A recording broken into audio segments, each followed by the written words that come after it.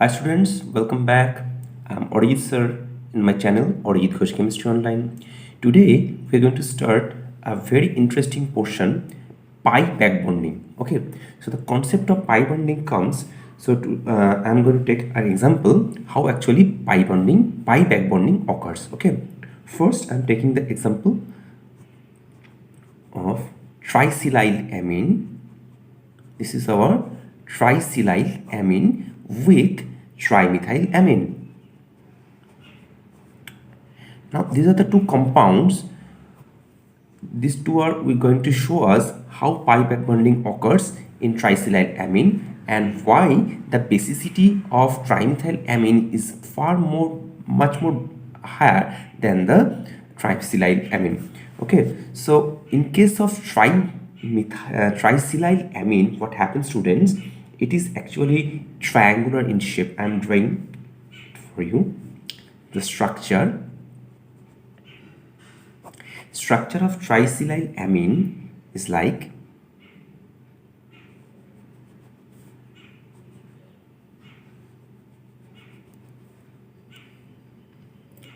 plain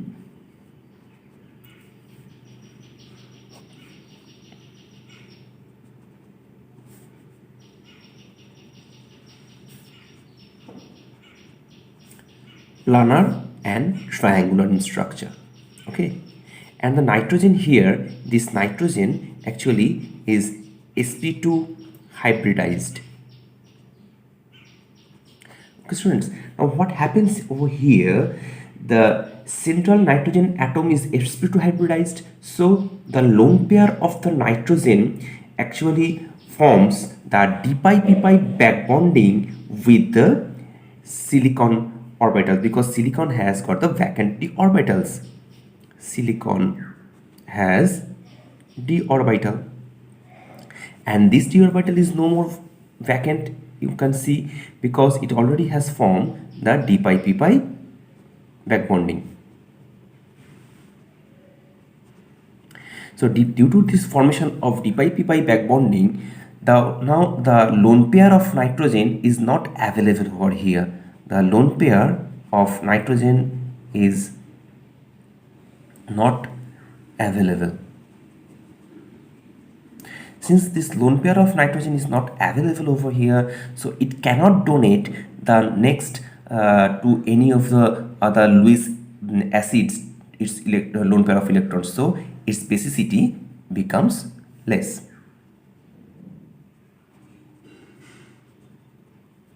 Now what happens, students, in case of trimethylamine?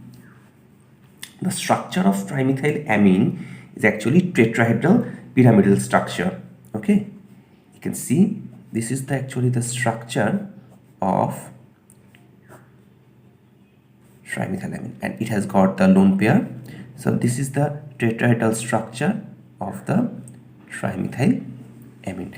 Now students, you can see this is the lone pair and this nitrogen over here, since the structure it is tetrahedral and pyramidal structure, tetrahedral or the pyramidal structure, so a nitrogen is sp3 hybridized. Okay, here the nitrogen was sp2 hybridized and this is sp3 hybridized, so it can easily donate this electron, so this electron is donatable. Okay, easily donatable and available. The lone pair of electron can be donated to any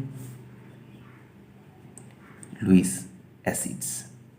So that's why this nitrogen can donate the electrons to any Lewis acid, so it is actually the basic Lewis basic, it is Lewis basic in character. So that's the main reason, because this trimethylamine is highly basic than that of the trisilylamine. And in case of trisilylamine, I am drawing the diagram again for you how actually this backbonding is occurring over here.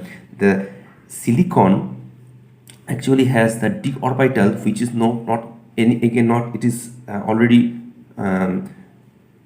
filled up with this nitrogen has got the pi bonding, and whenever these two forms, it actually forms the bond like this, and this is our dpi-ppi back bonding, how it actually overlap. This is the overlap, and due to this overlap of dpi-ppi bonding, actually the nitrogen's lone pair of electron is not available over here. Okay, and silicon has the vacant d orbital which can accept this electron to form this dpi-ppi back bonding, and due to formation of dpi-ppi back bonding, silicon and nitrogen has no electrons available. Okay, so it cannot donate the electron towards any of the Lewis acids. So the basicity of this one is less, and because of the trimethylamine can donate it very easily, so its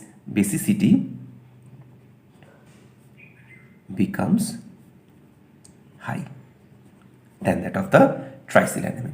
Okay students, so hope you understand this video. Already we have discussed today about this back bonding session. Okay students, so please subscribe my channel and don't forget to share and comments in it. Thank you students, have a nice day and goodbye.